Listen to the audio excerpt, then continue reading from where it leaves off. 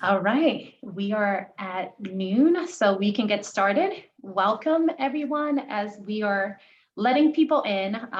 We'll start to kick it off because, we have three amazing panelists with us today, so we want to make sure we make the best use of their time and everyone's time. So let me go ahead and share my screen and get started.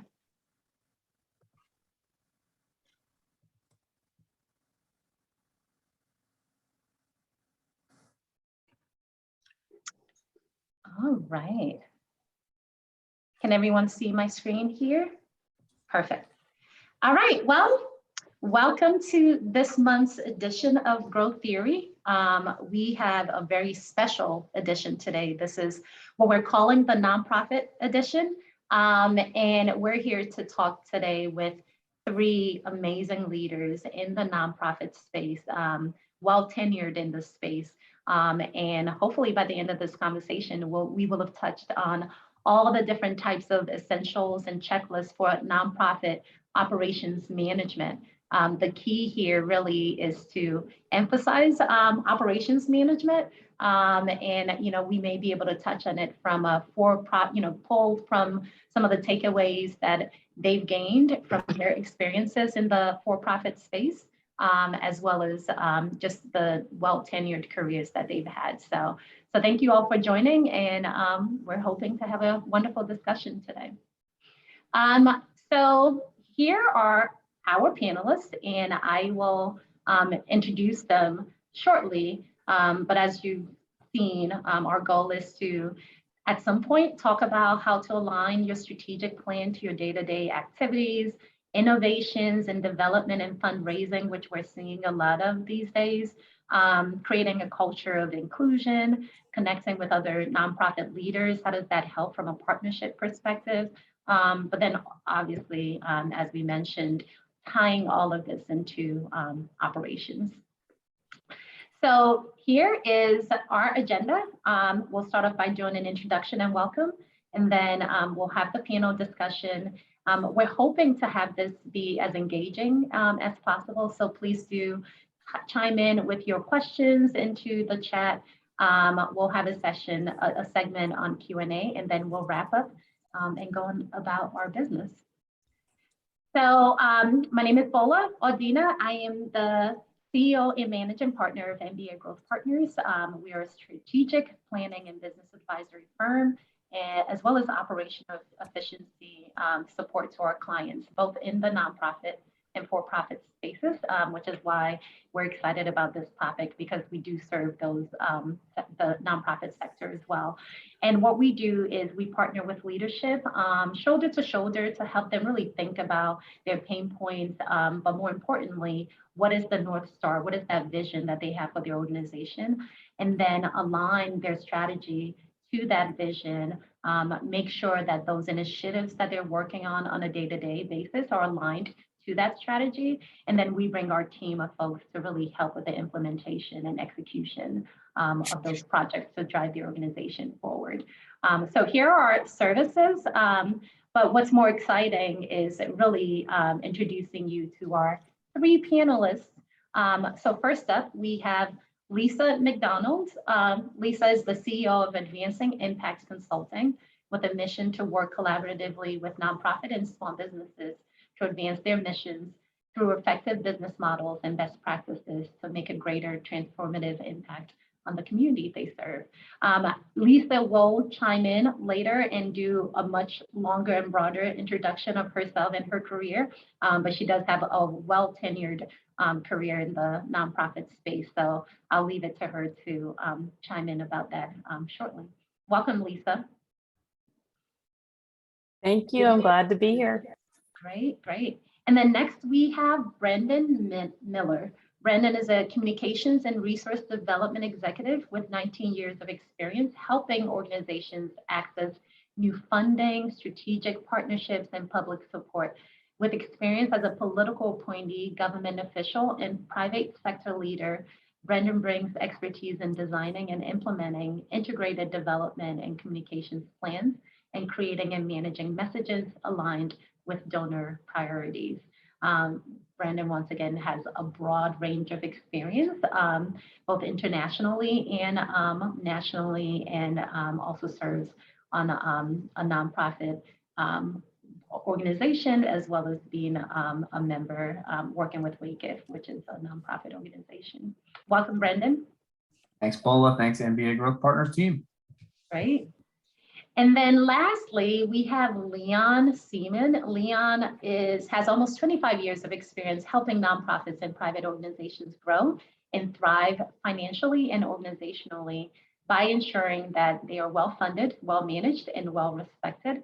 His passion for solving business problems span a broad range of organizations, nonprofits, privately owned businesses, including those focused on the arts, education, youth, the Jewish community, finance, economic empowerment, and older adults. Thank you so much for joining us, Leon. And once again, he has a broad range of experience in the nonprofit world. So excited to have all of you, the three of you here today, kind of sharing your expertise and experience with us. So as we get ready to jump into this, I did want you all to maybe expand a little on your backgrounds, if you can. So Lisa, just, take us through your background and how you've interacted with the nonprofit space, throughout your career and where you are now. Sure, thank you. People often think it's funny because I started out in biochemistry. So I come up to this with a scientist's mind, and I work for a nonprofit research institute from its founding to peaking at 500 people for over 20 years, almost 25 years. I did not have the same position, but I worked in the research laboratory in a high throughput sequencing facility. So really, when we talk about operations and operational efficiency was a big focus as we grew.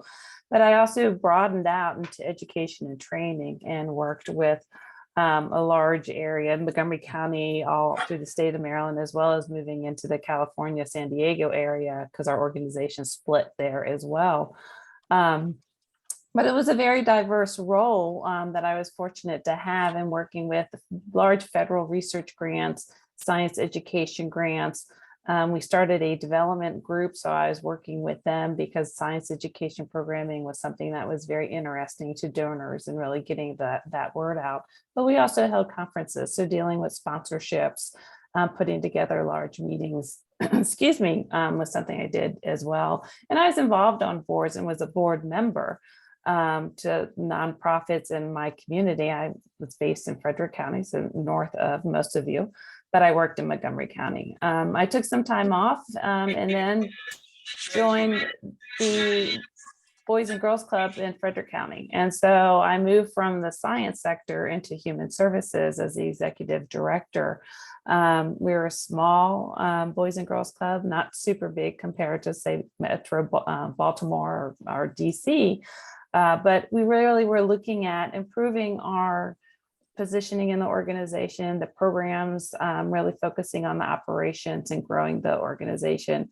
And then, of course, COVID happened. And then I had to shepherd the organization through COVID, and decided then to take what I've learned over these 30 years and start working with small nonprofits and businesses, looking at their efficiencies, looking at their needs, looking at, working with their boards. So I position myself as a generalist support and looking at different organizations, but a focus on operations is key. And I think it's really important that we look at operations and how it fits into all the different areas like development, advocacy, in your business models as well. So also looking at what are your business practices and how do we, improve them to make it more efficient. So that's my background. So I'm glad to be here. That's great. Thank you so much, Lisa. And then Brendon, what about you? Take us through your journey. Sure. Hi, everyone. My name is Brendon Miller. I'm the Chief Development and Communications Officer at WACIF.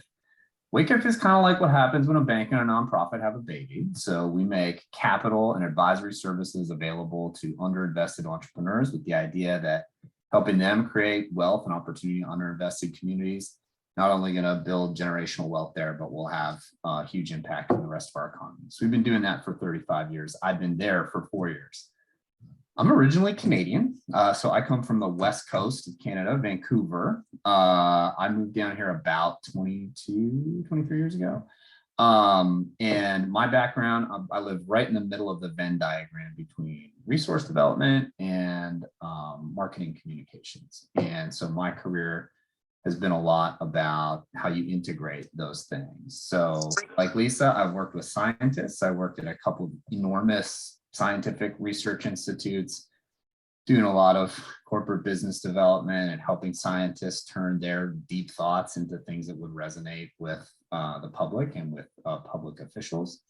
I've worked in government, so as a political appointee and government official, and I really traveled doing this kind of resource development and marketing work around the world. So experience in Latin America, the Gulf, Africa, East Africa specifically, and a little bit in Europe. I live here in Montgomery County, Maryland. So I'm in Rockville, dad to two. I've got a son 10, a daughter 8, amazing wife whose age I can't disclose, and a dog. I'd say, if you want to treat this as the beginning of a conversation, I love helping social impact organizations catalyze their work. And so if you want to reach out to me, I'm at bmiller, which is BMILLER at wacif.org, WACIF.org. Feel free to reach out to me if any of this stuff that we talk about today you want to go deeper on. But that's a little bit about who I am. Bola, thanks. Thank you. Thank you. And Leon, what about yourself? Good morning. I did catch your comment about well tenured. Weird in the camera. My name's Leon Seemann. I have been helping nonprofits since 1997. You can do the math on your own from there. I really started with an obsession with Tetris. We were talking about this before the panel opened up. And how do the pieces fit together? How do things, like the way that you look at things, are not always obvious until you start moving the pieces around and seeing how they can fit together better. My career, I started working in the arts. I was an intern in a theater in Baltimore, and noticed that the business department wasn't operating efficiently, and talked my way into a job there to restructure the business office. And then I moved on. I took a year abroad, and then I moved on to another theater in DC. And every time that I noticed, I started there as the business manager because I had proven I could be a business manager of a nonprofit. And then every time I saw something that wasn't working, I just kind of took it on. You know, I started with IT, and then HR, and then facilities, and then telesales, and fundraising and marketing, until I was doing everything that wasn't on the stage. But what attracted me was the challenge of figuring out how to do it better. My general mantra is if we're doing things better today than we were doing yesterday, it's a good day.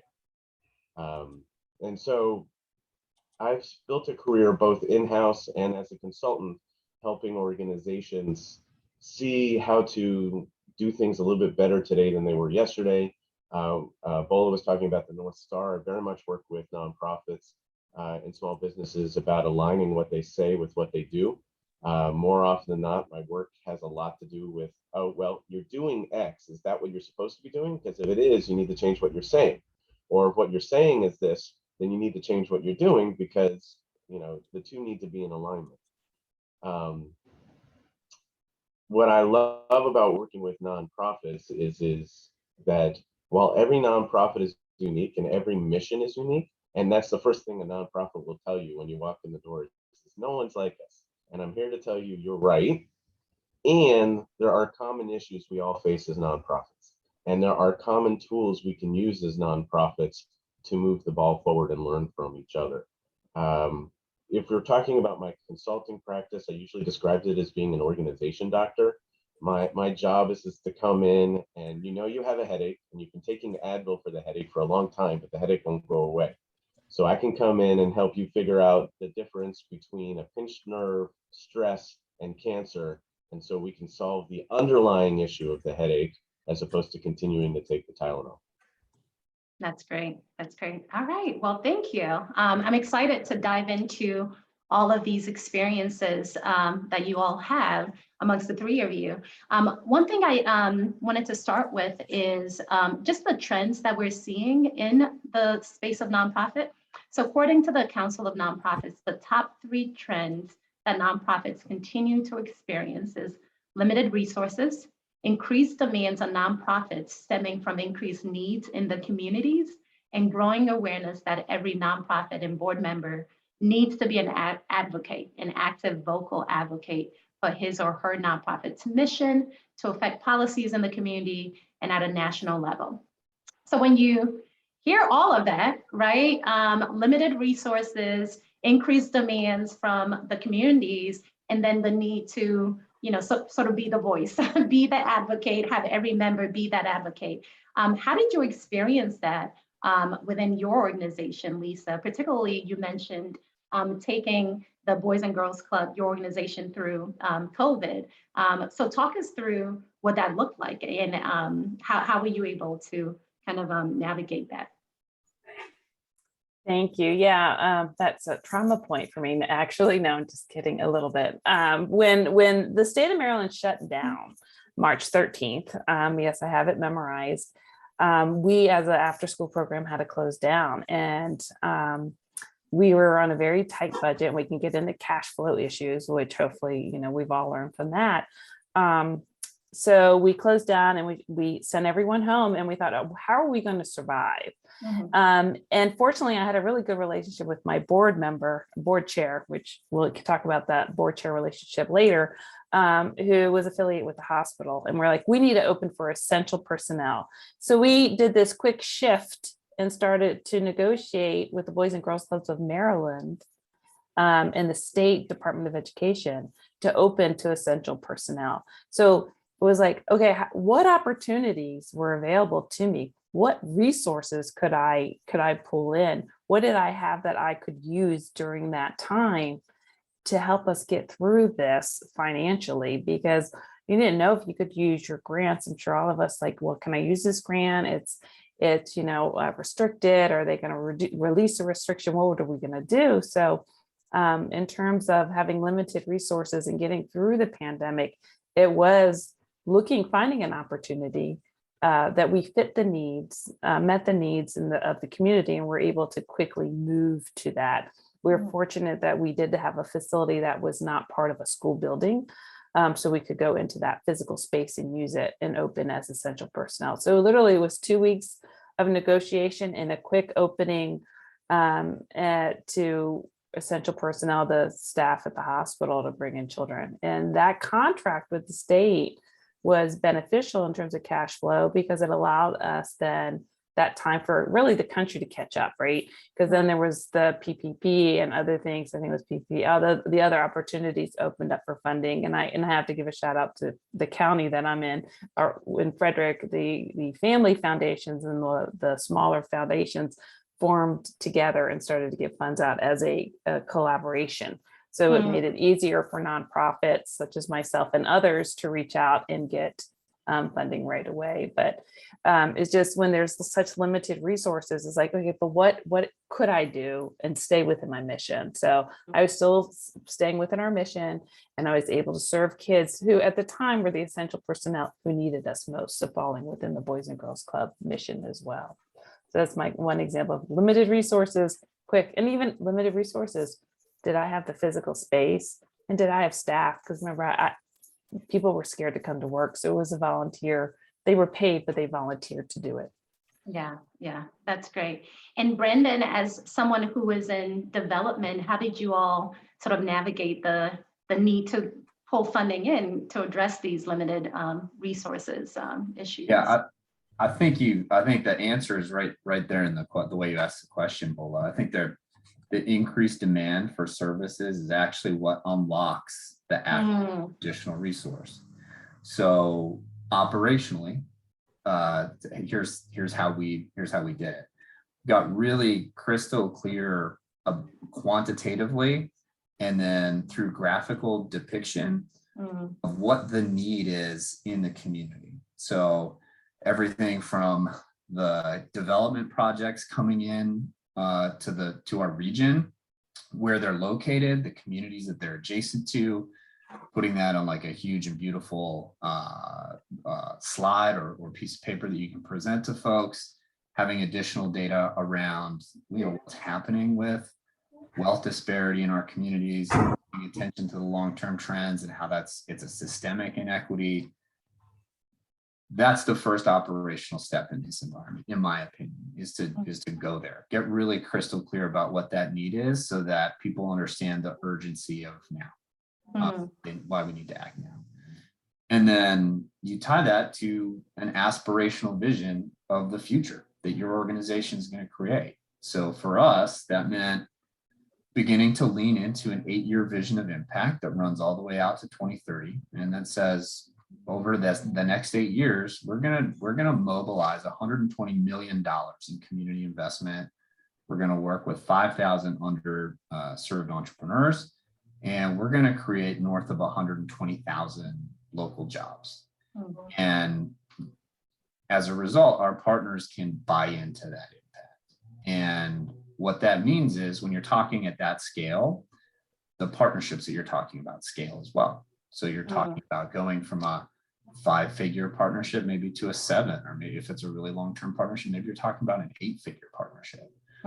You use the increased demand for services to speak to aspirational communications in a way that unlocks additional resource. So that's been our approach. That's great. That's great. So to me, that sounds like a lot of innovation. So you're leveraging opportunities that you're seeing in the community to innovate how you work. And Leon, when you started, you mentioned helping organizations align their mission to what they should be working on a day-to-day basis. So I would imagine that requires a lot of innovation, particularly during this time.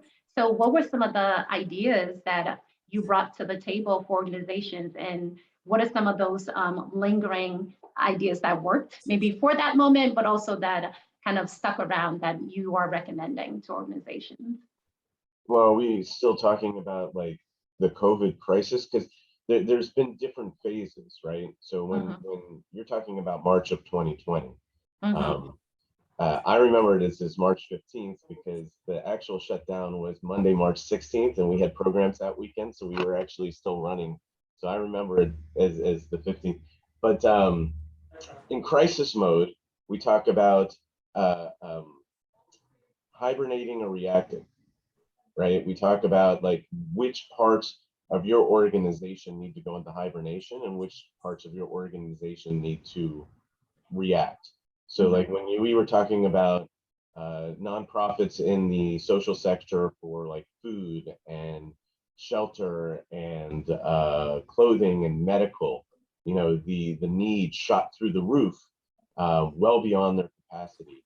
When you had nonprofits in education, after school programs, arts, they went more into the hibernation, at least at first, right? And then how do you like figure out how to have an impact on what the need is right now within your mission? So when you say innovate, you know, that's what I spent a lot of the first year working with both my nonprofit that I was at the time and my clients, figuring out which programs hibernate, which programs activate, and how do you then like emphasize that. Now, there was a second phase, which was the adjustment phase. So we saw this in the for-profit world where like alcohol distilleries started doing hand sanitizer.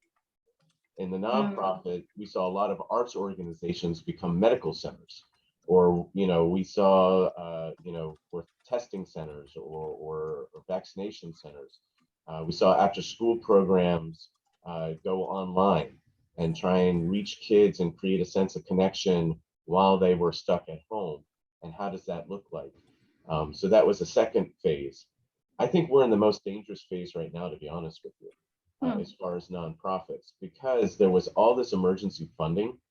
And so the nonprofits that buckled down and made it through the first two phases got rewarded with PPP, shuttered venue, a variety of other government programs that came down. But all that funding is starting to finish up, EITC.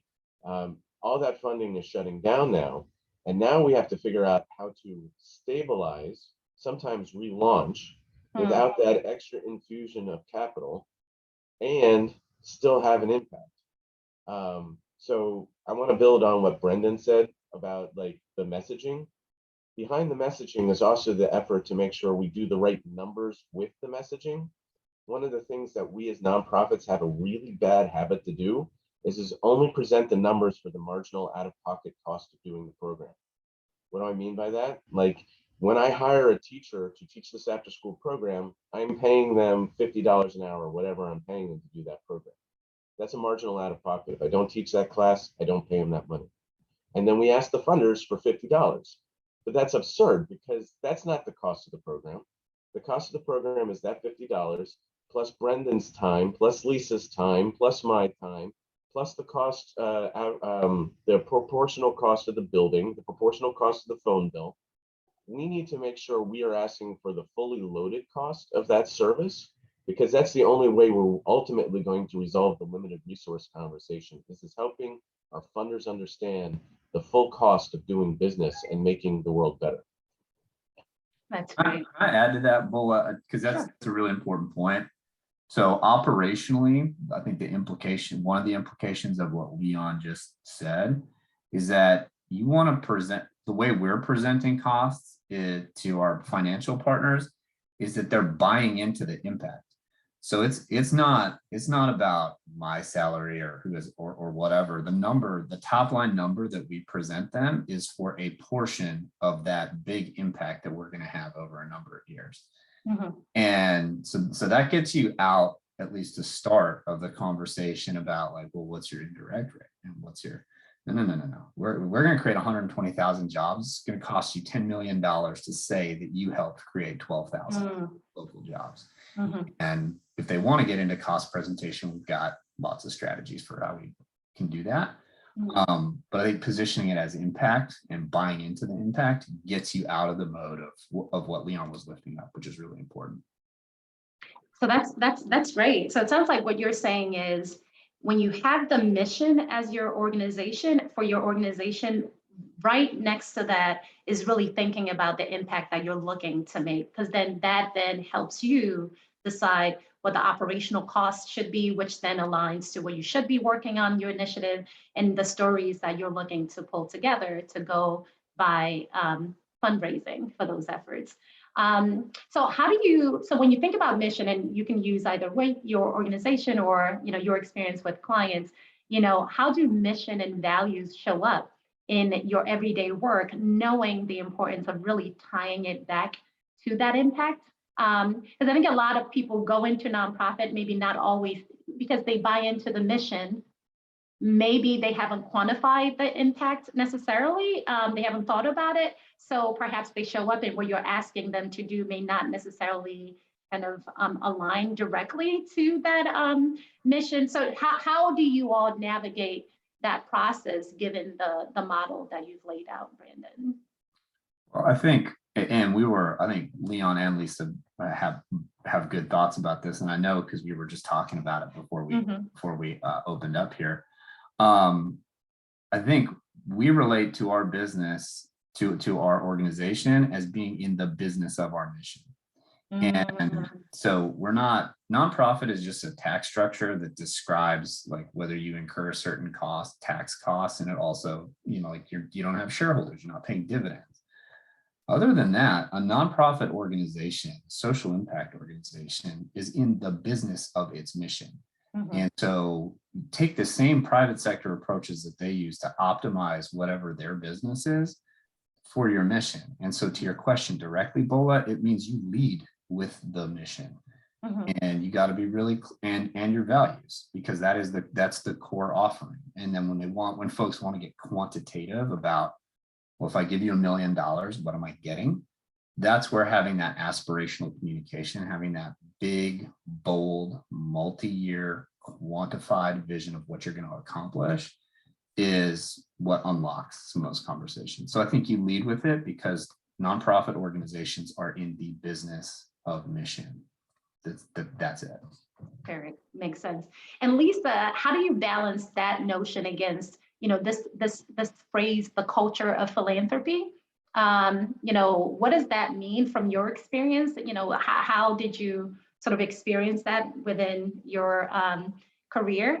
And, then given where we are in this moment, how does that culture of philanthropy sort of support the innovations, the need to really be in the business of nonprofits? When I think of the culture of philanthropy, I think it's like within the organization that everyone's an ambassador of the organization. And one really good example that I kind of will fall back to is in my science days, when we would do public events, I would encourage the non-scientific staff to participate, but because who better could share what's happening in a science organization to the general public but the non-scientific staff. So if they can understand and express why it's so cool to work at a science organization, then we're doing a great job. It also builds culture and the kind of that value that the employee feels about the organization. But we would do that too within the club, in the sense of the Boys and Girls Club work is what is our mission and why are we doing what we do, and doing a lot of training with junior staff about what is the philosophy of the organization and the board, so that everyone is prepared to be able to talk about all the really good things that are happening and be advocates for the organization. So really kind of building that everyone is an ambassador. It doesn't matter what your position is in the organization. We're all kind of building that kind of culture of philanthropy. How do we talk about the organization? What is our messaging? And that's true too with the other organizations that I've worked with. Is what are you doing? What is the mission of this organization? How does it benefit your customers if you're for profit? How does it benefit your customers / your clients if you're nonprofit? So are you making good people, or are you making good widgets? But just what are you doing? And also, who are your clients? So you understand who you're working for. Gotcha. So Leon, what are your thoughts on that, particularly when we think about the importance that trust plays into, just the fundraising, the relationship you have with the community, how you go about delivering against your mission? What are your perspectives on how you amp up that trust quotient, within your people, so everyone is an ambassador, but also within the stakeholders of the community that you're serving? There's one word that covers both, but it manifests in different ways for the two communities. You put the funders and the staff into that question, and they are unifying. Break it down, however. Unifying arch is transparency.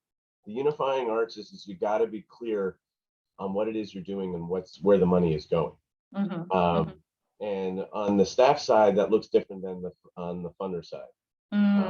So the funders, before the call, we were talking about stewardship, and this builds to what Lisa and Brendon have been talking about is the funders want to see the impact of their investment, right? We don't want them to focus on this dollar went here per se, but we want them to say, you invested in us, and this is how the world is better, and this is quantifiably how the world is better, and this is what we're going to do next. And even if it's not good news or great news, you need to be transparent. In fact, even more so when it's not great news. We said we were going to be able to create 12,000 jobs. We only created 10,500. But that's 10,500 more than we would have had without your investment. Here are the roadblocks that got in the way that we weren't expecting. And this is what we need to do next in partnership to get to that extra 1,500 jobs. So like that transparency on the funder side is really engaging them and showing them how their investment makes a difference. On the staff side, it's a whole new world. Like, we were talking about transparency in 2018. We were talking about in 2008. We were talking about in 2000. But transparency in 2022, whole different ballgame, right? Because staff, especially as we're adding new generations to the workforce, the millennials, the Gen Zs, they have an expectation of no skeletons in the closet, right? They have lived their life on social media where they really don't hide anything. Us Gen Xers, we're kind of private, and baby boomers are very private. But like, there's now this expectation that there are no skeletons in the closet. So with our staff, it's incredibly important to make sure that we are communicating well, we are communicating frequently, and we are communicating both the good, bad, and the ugly so that they are not surprised. You know, one of the things that I personally found challenging is in COVID was the need for frequency. Like, I thought I was doing great. I was doing a weekly Monday email saying, hey, here's the yays, here's the things we need to watch out for. I thought I was doing great because that was working in 2019, as you know, everyone was like patting me on the back. But that wasn't enough, as we weren't in the office, as we lost the cooler conversations, as we lost the morning check-ins, as we lost the informal interactions in the office. Once a week was like a yawning gap, and staff was telling me, like, I don't know what's going on. And I was like, what do you mean you don't? We're working on these 3 things this week. How hard is that to remember for? But it's not enough. So, like, if we want to build trust, we got to build it on transparency, and transparency is built on communication. That's great. And I think that sort of lends itself well to the HR piece that I think is a critical piece for nonprofit leaders.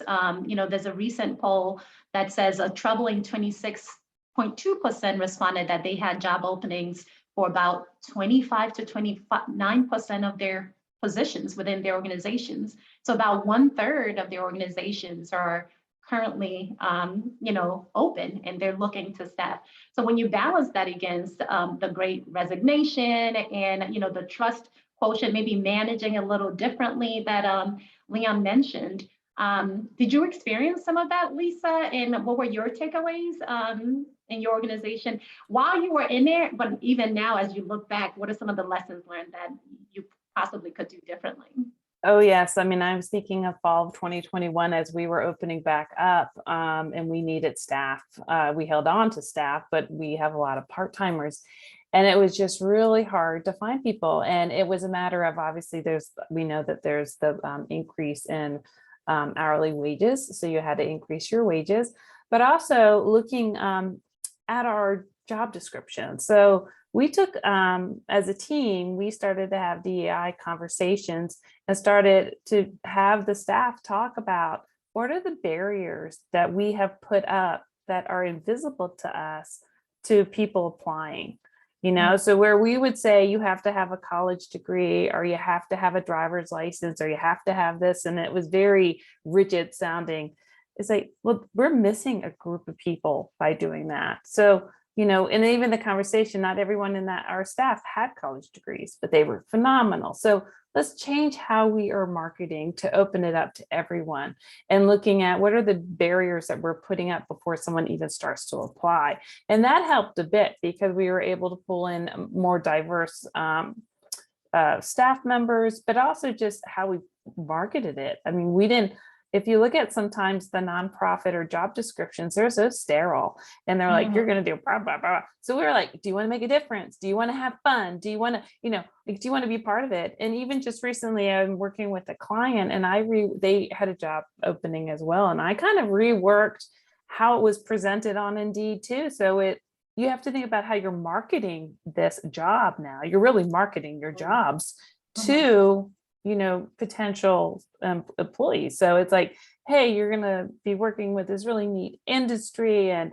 you're going to learn a lot. And why do you want to work here? Not just this is the job description. So it is really changing how you present the hiring.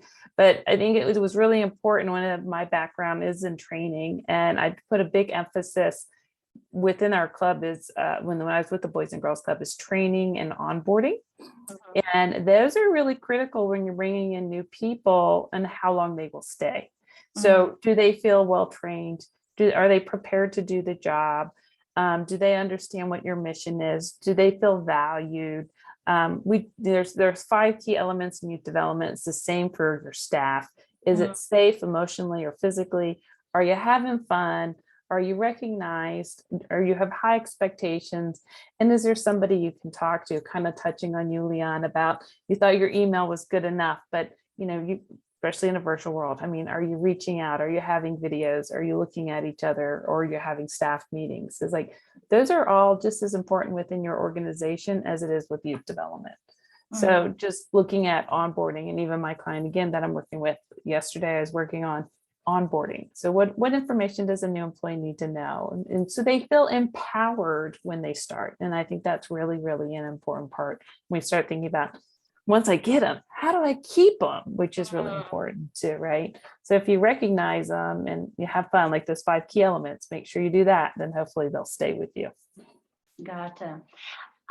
Are you pulled in, Brendon, into this whole marketing of jobs, branding, helping to brand the organizations beyond, positioning for funding, for fundraising? Are you now sort of having to be innovative about how you brand to potential and future employees? Yes. Okay. And what Lisa said was outstanding. There's right on base, and there's a lot in there, and a couple of operational suggestions to lift up for people on the call.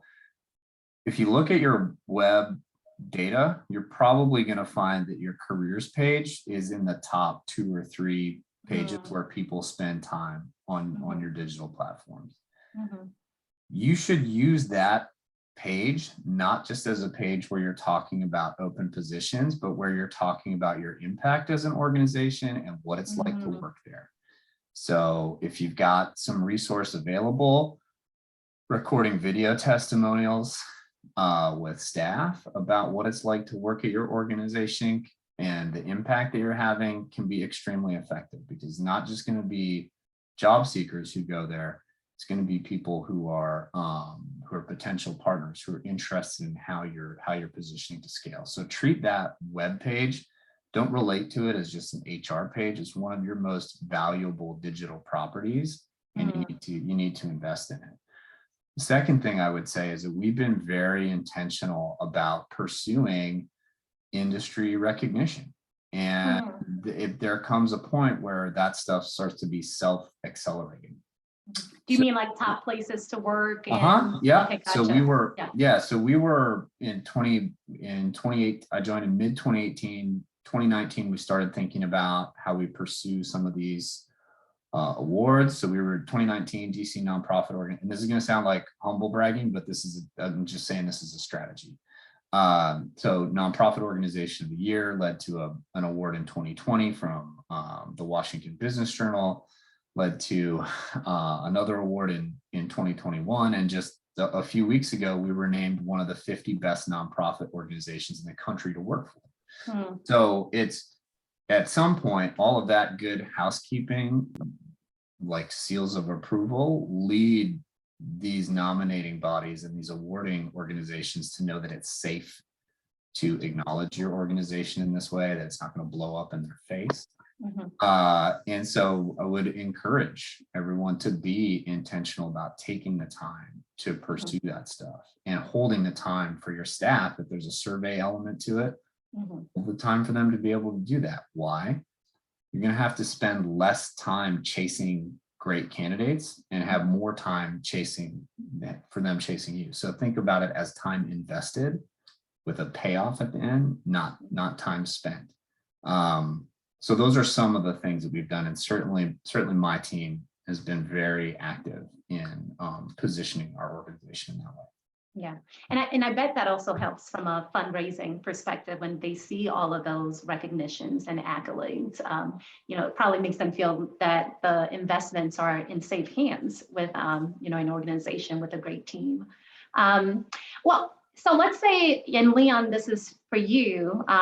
You have a small budget. You have all these HR, concerns, people wanting to be heard. Needing to switch up how you communicate and engage and increase and improve partnerships. And typically that is housed within HR for the most part, is making sure all of that is coordinated operationally. How do you handle that with a small budget, which a lot of nonprofits are struggling with?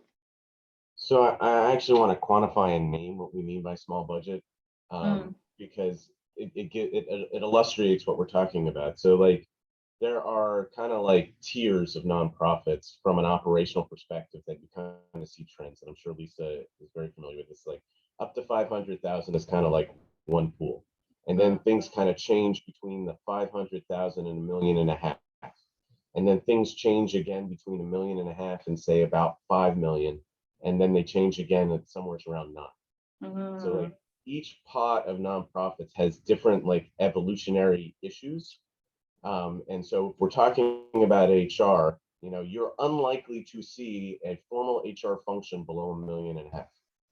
I'd be shocked if I went into a nonprofit and saw it in any way, shape, or form below $1.5 million.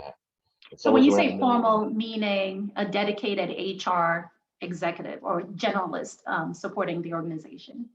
I'm saying the title. So like at $1.5 million, you might see the business manager / HR manager, but you wouldn't necessarily see a dedicated HR person until maybe 3 million. But thereabouts is $1.5 million is when they recognize that they have to have a formal HR function and somebody is the designated person, whether they are doing it, they're not likely to be doing it full time, but at least there's an acknowledgement that it's a need. So when I'm talking about small, I'm talking about under $1.5 million, talking about where you do not have the resources to have an HR designated person.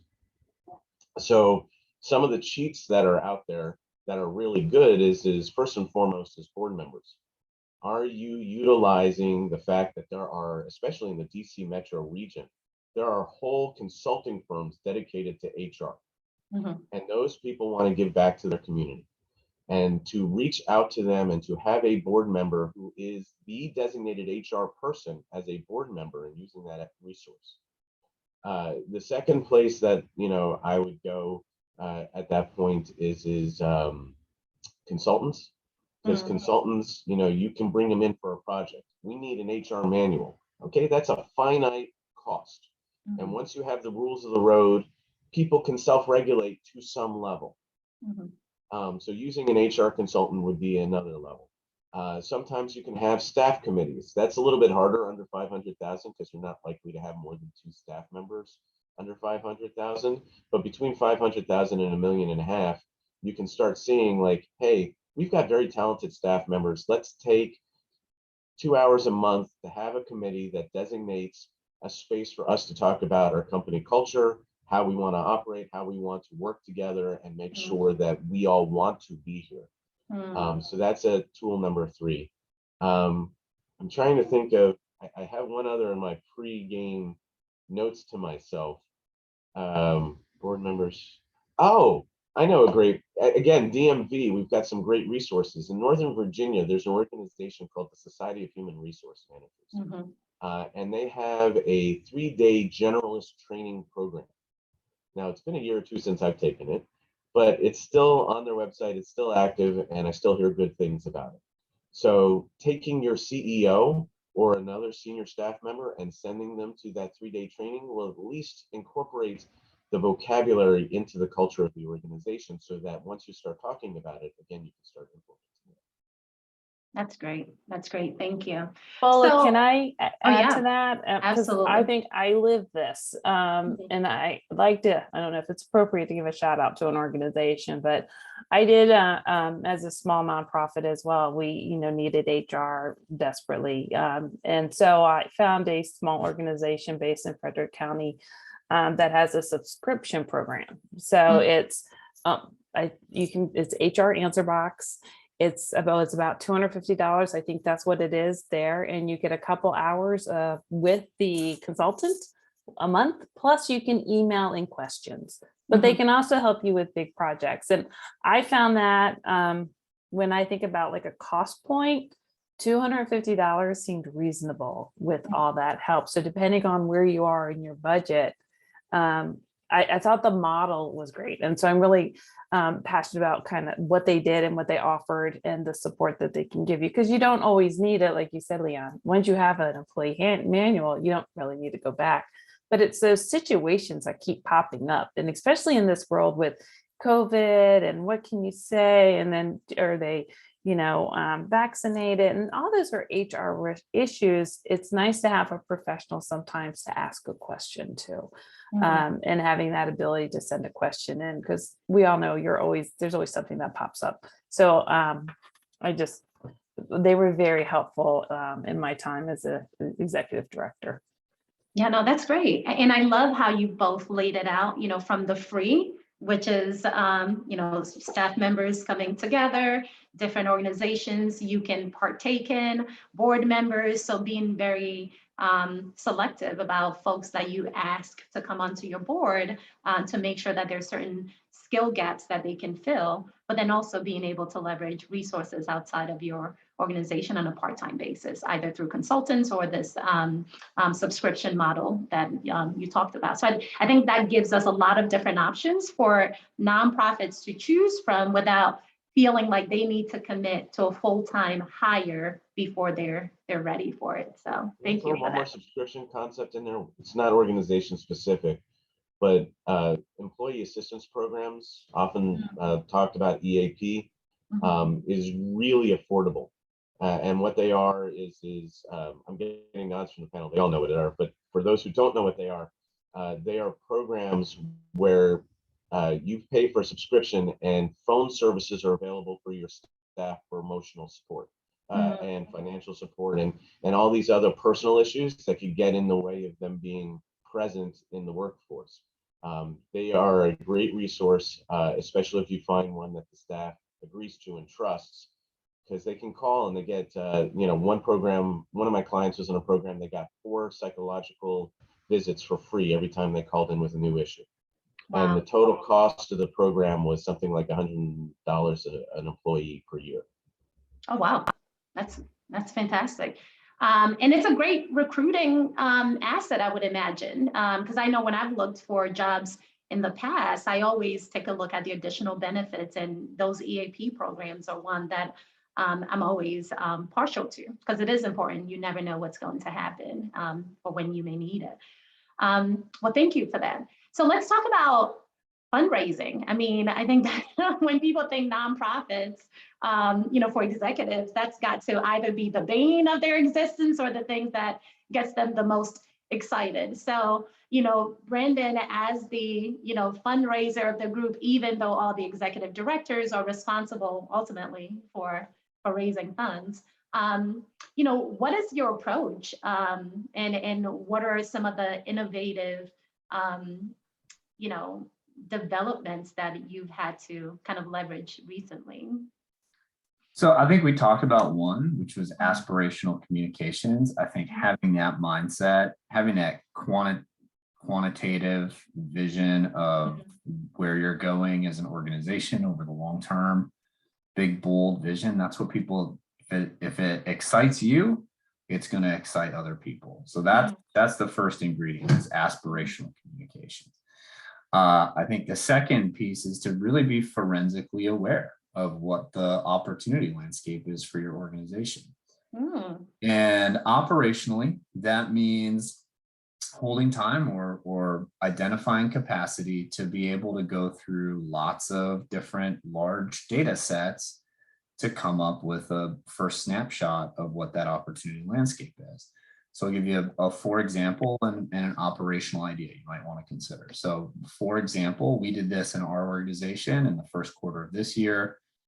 We went through about 4,000 lines of opportunity data, called from Candid, which used to be called the Foundation Center, grants.gov, USA spending, the contracting and procurement data from our units of local government, and then an individual philanthropy intelligence tool called iWave, which we use, costs about, I think, $6,000 a year. Very helpful for pulling in those kinds of leads. And then we walked the organization through about a 4-month process of evaluating those opportunities. So deciding which lenses we were going to apply to all of those sets of opportunities. And with the goal of getting us to a place where we've got, it depends on the size of your organization, but for us, we've got about 70 or 80 really high priority opportunities that we're going to lean into over the next 2 to 3 years.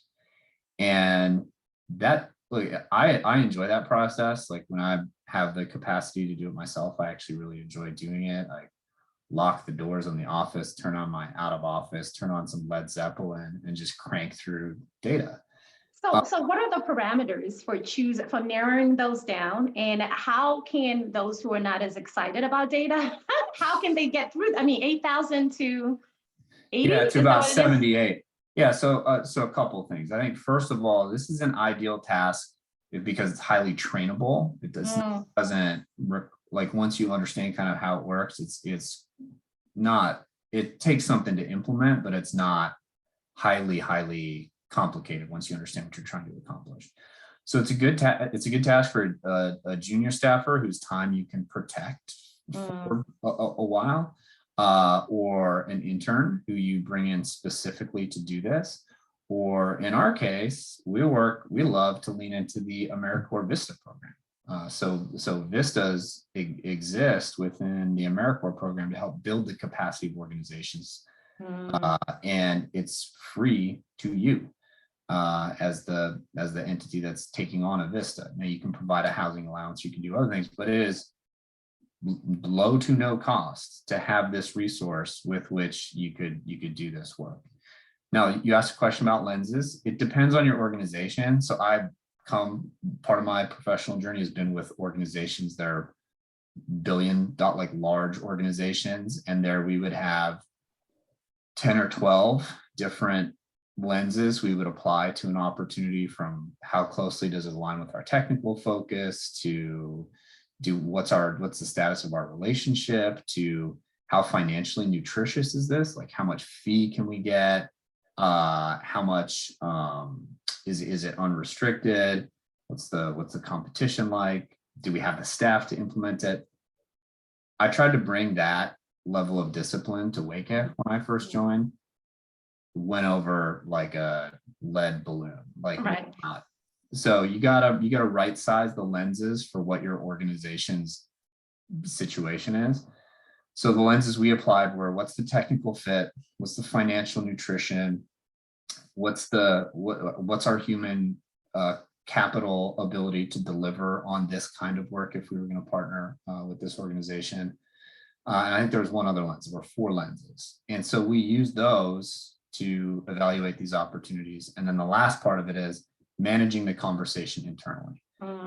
That's actually the art of this, is how do you provide your decision makers with enough data that they're briefed in on the opportunity landscape without just handing them an 8,000 row Excel spreadsheet and saying, like, here's what we've analyzed. Within this, you'll see 70 to 80 opportunities. Which ones do you like?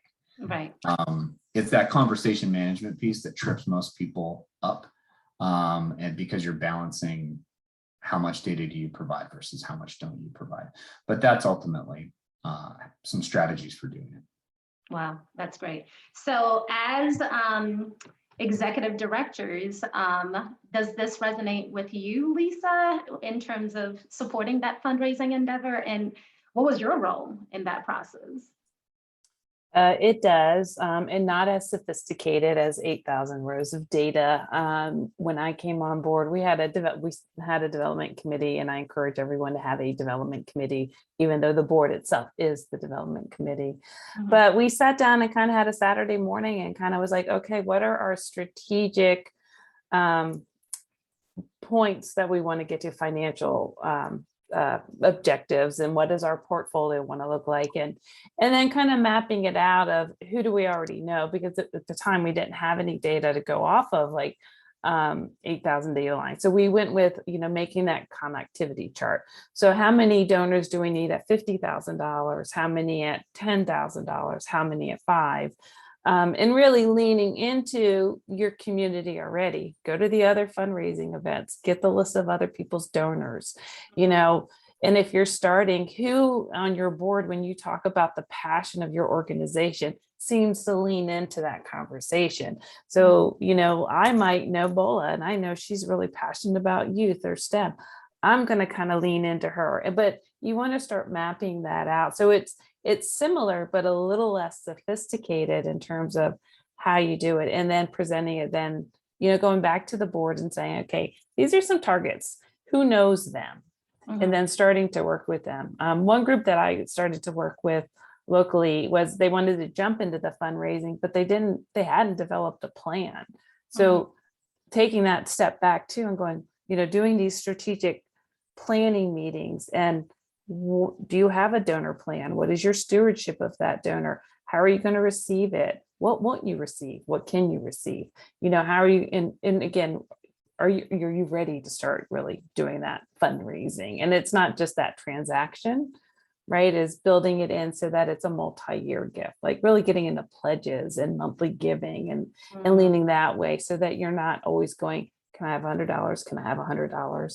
And then also leaning into your current donor. So yeah, it does. I was involved with getting the largest gift for the Boys and Girls Club. And a lot of that was going fishing with the donor, bringing the kids to the donor. And I think ultimately he just trusted that I would provide good stewardship, and, provided a very large check for a new building. So we identified him as the prospect. We did our research. We spent time with him. We did not ask immediately, which is really important. A lot of people jump to an ask. It is really about developing that relationship, which goes back to our trust conversation, right? Developing that relationship with the individual or the foundation, because I had to do that too. But building up that trust with the individual, and then moving obviously to the natural ask, right? Ask is one small part of this conversation, and then providing the stewardship. So when the building was finished, that donor was present and cut the ribbon. So just making sure that you're just being aware of all the steps in it. But again, small organization, you might not have the data, but you can go to the other organizations and pull their donor. Who's giving and what is the culture in your area? So are giving clubs what they do? I don't know how you guys feel, but events, you stay away from those necessarily, right? Because they're, but that I would strategically try to plot out who we were going to go and start to cultivate and see, because you have to have their heart in order to know that they want to give. Yeah, gotcha. That's great. Now, Leon, what's the baseline for successful fundraising operations? What are some of the recommendations that you have there? Well, my colleagues have said so much of it already.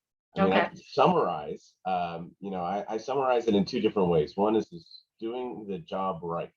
Okay? The right person, asking the right funder at the right time, for the right amount, for the right reason. Right? We just got to do the job right. So what's the right person asking? People to give to people. So Lisa was talking about trust. There is somebody in your universe that donor trusts more than others, whether it's a board member, the executive director, a frontline staff person. Who do they trust the most should be in the room at that time. The right funder. So we've talked a lot about identification and qualification and cultivation. So like making sure that we really know that this person is into us, has a strong affinity for what we're doing and how we are making the world a better place at the right time. I can't tell you how many times I run into clients where they have the right person asking the right person, but they do it like right when they bought a new boat, or right when they bought a new house, or like where their cash flow is really tight. And so the person who would have given a six-figure gift suddenly doesn't have the cash to give a six-figure gift, and they feel embarrassed about it. And they transfer that bad feeling of feeling embarrassed to your organization. So pay attention to what's going on in that person's life. Know when is the right time for them to ask. And it's important to use a customer relationship management software as a tangible step to track these things. Know when their birthday is, know what their kids are doing, know where their university is, know whether one of their pets is one of their puppy children, like what's important to them, because all of that information helps you find the right time to ask, the right amount. Brendon was talking about research softwares. I talked about wealth engine screening. One of the things that you need to be aware of is like, if the person says yes too quick, you didn't ask for the right amount. Because they had a bigger number in their head. So you have to make sure that, I think Lisa was talking about research. Do your research, know when is the right amount for that person for that, and then the right reason. Again, building on what Lisa was talking about matchmaking, or at least she didn't use that phrase, but I'll use that phrase. We as fundraisers are matchmakers. We're trying to match a funder with their greatest aspiration in the world. How do they want to make the world better?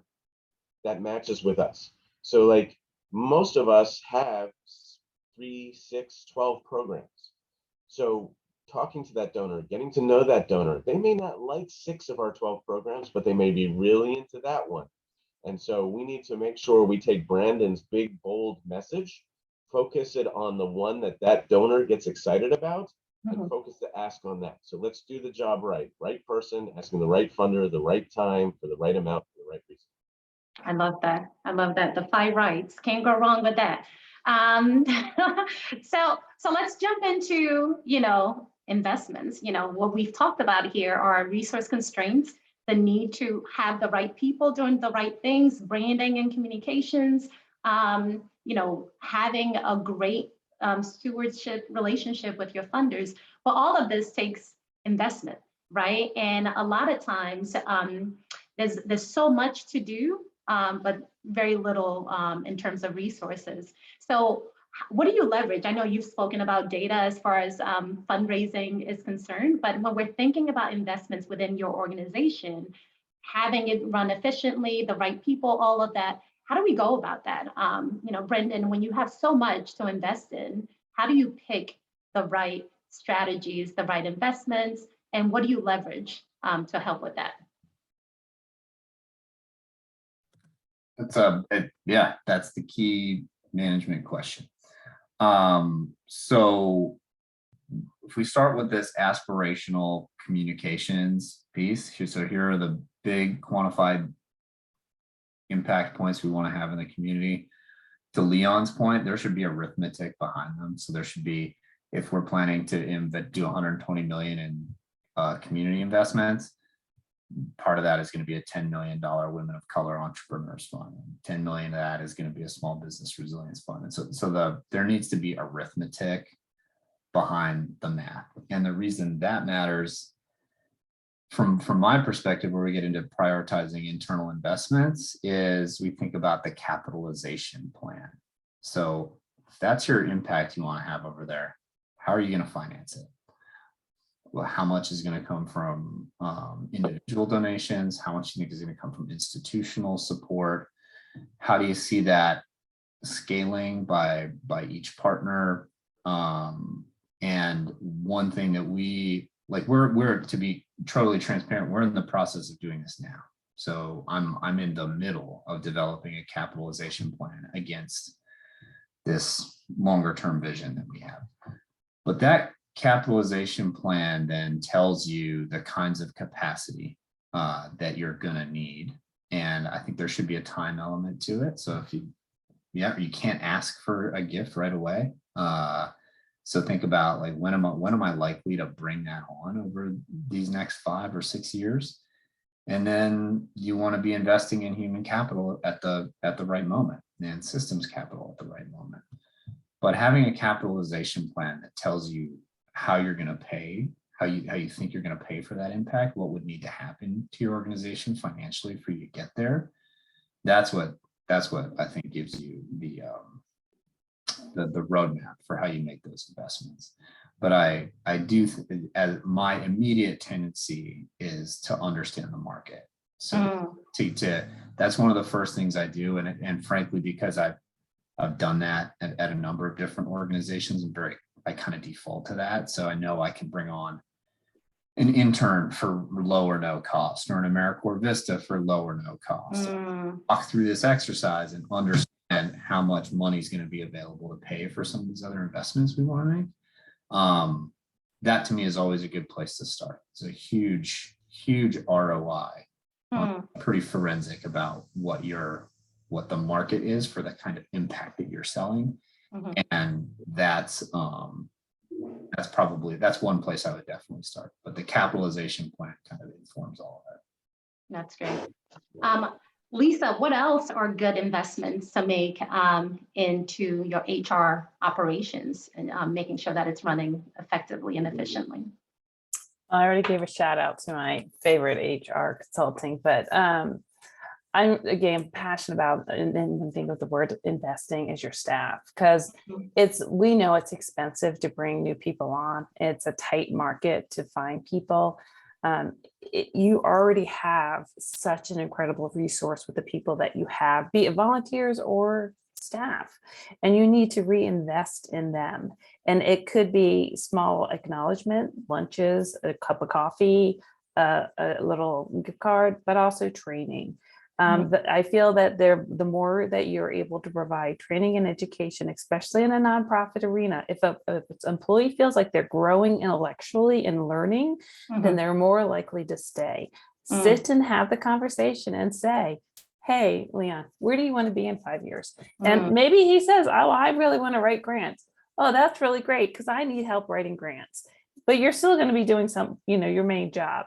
But I'm leveraging what they're interested in doing and building, I'm investing in them. Hopefully they'll stay longer with the organization, but it's also leveraging what the needs of the organizations are. So a lot of times we skimp out on training and education for our staff because we just can't afford it.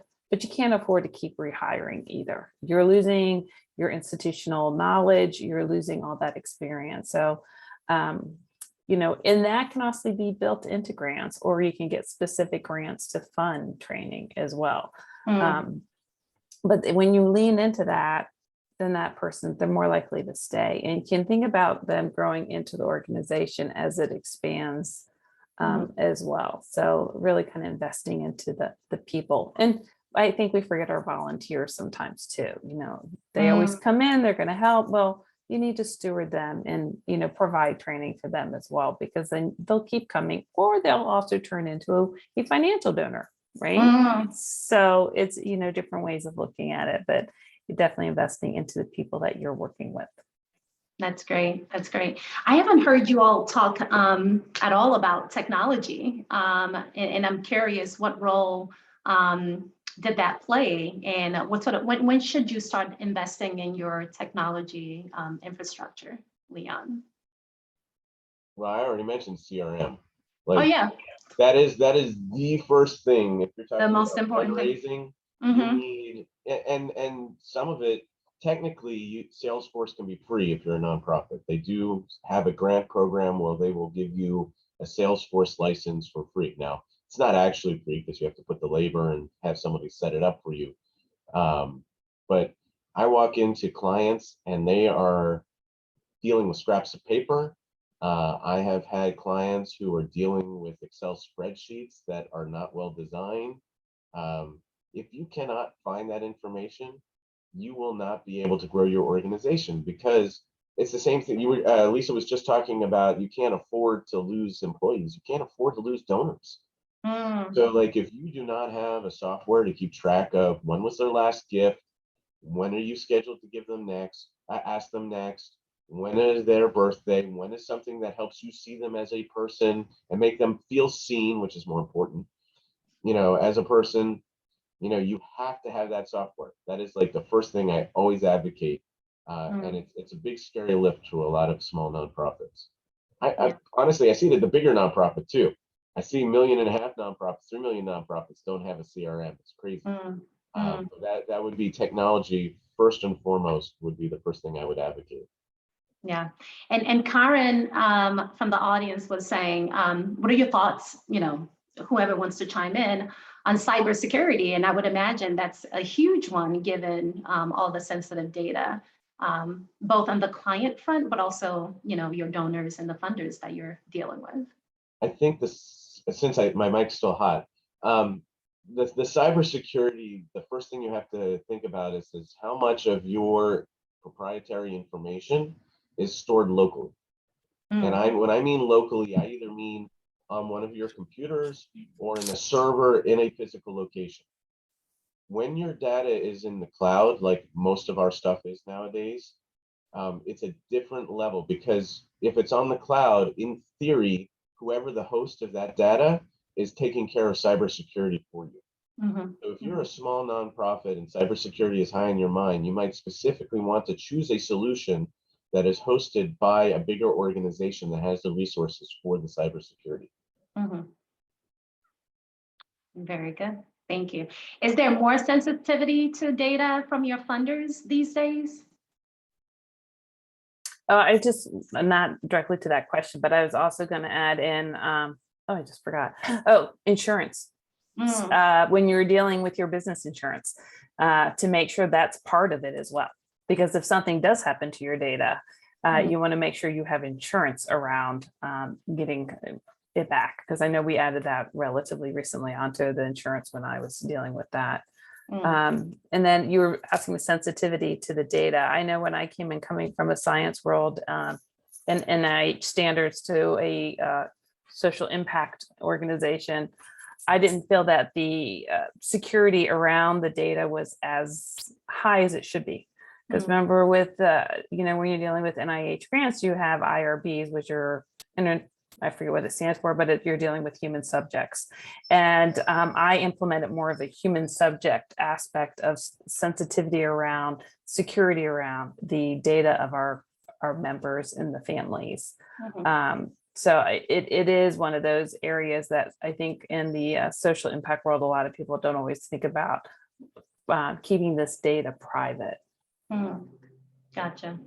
Yeah, I'd agree with what both Leona and Lisa lifted up. And the only other thing I would say is that as you proceed on your journey, particularly with individual donors, as you're cultivating plan giving, bequests, even like end of life gifts, there's going to be a lot of very confidential information surrounding those engagements.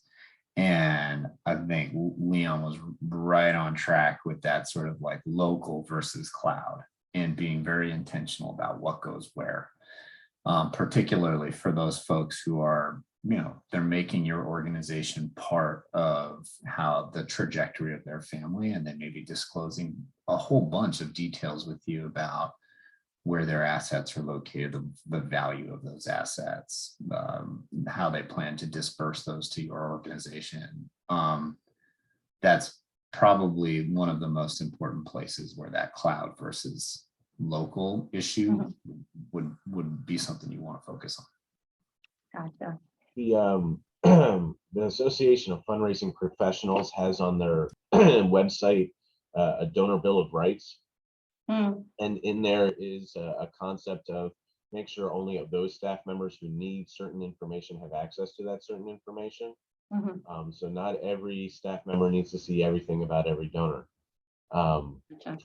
Karen put a question about phishing, and I just want to like emphasize like how sophisticated some of those phishing things can be. One of my clients had a bookkeeper who's a really experienced bookkeeper, like, been around the block, and was getting a phishing email that looked like it was coming from me authorizing an expenditure. And it was 3 interactions before he thought to pick up the phone and say, hey, Leon, is this really you?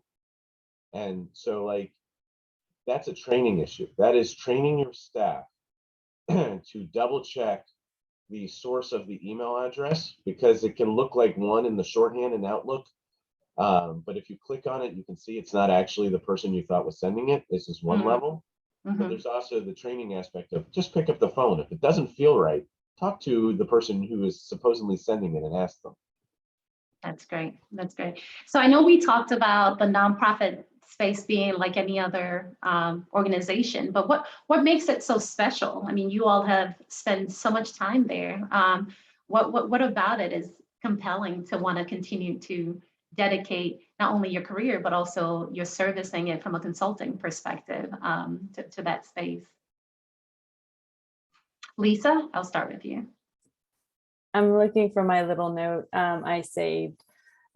It's really impacting lives. It's about, making a difference in the world that you live in. I worked with, and even in my science days, I worked in science education. I worked with kids that people wrote off and never thought they were worth anything and would be a scientist. And to the children I worked with in the Boys and Girls Club, that every child is so valuable. So, organizations that are trying to make an impact to support our society is just so important, because there's always going to be needs that are unmet. So how how can I help and be part of that? And I think back, I call them nuggets. We all have bad days, but we all have those moments that we can pull out that really touch us and make us remember, why are we in this? Be it a smile from a child, be it, a new business opening, whatever it is, there's all these wonderful things that really, is what is really keeping me going in this area. That's great. What about you, Brendon? I think it's my kids, honestly. So I've spent a lot of my life helping elevate people and causes that are primarily directed to people who don't look like me. And that's because I believe if life's better for those folks, if they have the same opportunities that I've been able to benefit from, they're going to create opportunities that are going to benefit my kids. They're going to benefit society more broadly. So that's what keeps me in the game, is being able to, my kids are to the age now where they ask tough questions about Russia, tough questions about what happened in Texas, tough questions about the work that I do. And what keeps me in the game is a very stubborn belief that sometimes the world seems to want to disabuse me of, but a belief that if opportunity is equitably distributed, that there will be a huge exponential return on that investment. And so it's when I talk to my kids, that a lot of that stuff gets surfaces, or when I think about the world I want them to live in, that's how I come into the world. That's great. That's great. Thank you. And amen to that, someone says. Yeah, Leon, what about you? So I'm kind of in the same ilk as Brendon, but worded differently. I use the phrase "pay it forward." I am the grandson of immigrants. There was significant challenges in my family in each generation as they established themselves in America. My grandparents had certain challenges, my parents had certain challenges, I had certain challenges, being part of a marginalized group in the South, growing up. And I look back and I see where my family's trajectory changed was really nonprofit professionals in so many ways, in so many industries, making an impact and creating opportunities for us. Now that I have privilege and opportunities, how can I not spend that forward and give that back to people, to the next generation, and do my part in the chain in making America better? That's great. Thank you all. Thank you all. So as we get ready to wrap up, like I said, number one, thank you so much for your time today. Really appreciate all the great insights that you've dropped. One thing that I'll say is, as you're looking to continue to pay it forward and be of service in this space, how can folks sort of reach you? What are the services that you provide, and what are ways that you want to see the nonprofit space improve operationally through those services that you provide? I'll start with you, Lisa. Well, I'm offering general support for nonprofits, really looking at their operations, starting really in very basic ways, like, are you achieving, who is your client, who's your subclient, how are you working to work with them, and what are your metrics? Because even as you're starting, you need to think about what the data is that you're collecting, because you want to be able to tell those stories later with that data to help you grow. And also working with your board, do you have a diverse board? Who's on your board? How are you growing that board? And then what are the plans that you need to have in place? I mentioned development plans, advocacy plans, and just starting to work in that arena of just helping small profits or small businesses even start really making those strategic plans and thought to make sure that they're making the impact that they want to make and continue to grow, because that positive impact is just cyclic, and it's going to keep growing and growing and growing. So I can put my email and contact information in the chat and be happy to talk to any organization or person about current struggles they have. I like Leon's description of, if you have a headache, definitely reach out, let us help. Copyrighted. I'm sorry. Okay. I gave it to you though. I gave you the copyright.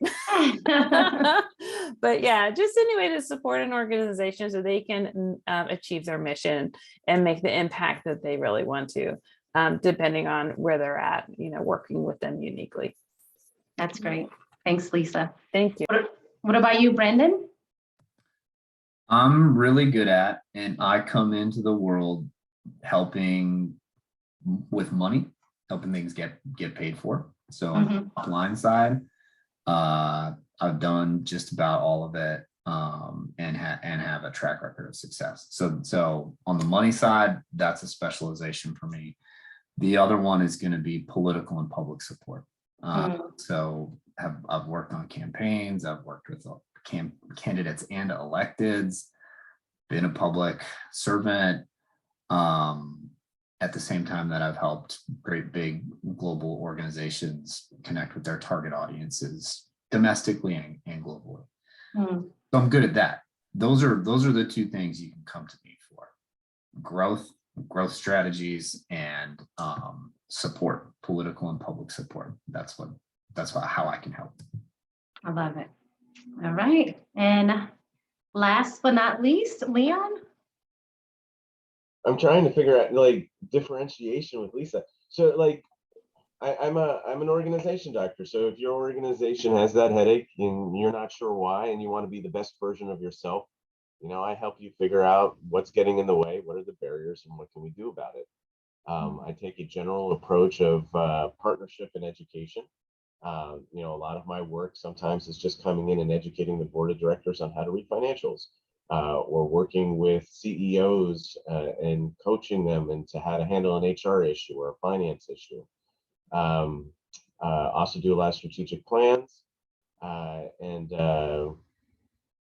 yeah, so like just coming in and taking a look at the organization, helping you figure out what's been getting in the way and how to be the best version of yourself, whether that's dealing with a problem or being even better than you are now. That's kind of what my thing is. I can be reached at consultwithleon@gmail.com. Really complicated website. Email consultwithleon@gmail.com. That's great. Thank you all. What's really exciting, and why I was so excited about this panel today is that, you all just bring a really fresh approach to, the nonprofit space. There's so many ways to get involved, to add value, and you're doing that every day. But what's great about it is you're doing it in such innovative ways: data, metrics, processes, thinking about partnerships in new ways, communicating in new ways. It's a really exciting time, I think, for nonprofits, especially if they can partner with professionals like yourselves to really think outside the box, right? To address the mission. So thank you all for your time today. This has been great. And I'm sure our guests, as well as those who are going to be on the receiving end of this, found it to be of value. What we'll do, because you've provided so many great insights, is we'll put together a checklist, some of the essentials that nonprofits can benefit from, and then share this out with the community. So once again, thank you all, everyone, and have a good afternoon. Thanks, everyone. Take care. Bye-bye. Thank you for hosting. Thank you, guys. Yes, thank you. It was wonderful meeting you guys. Sure thing. Thank you. Let me stop recording.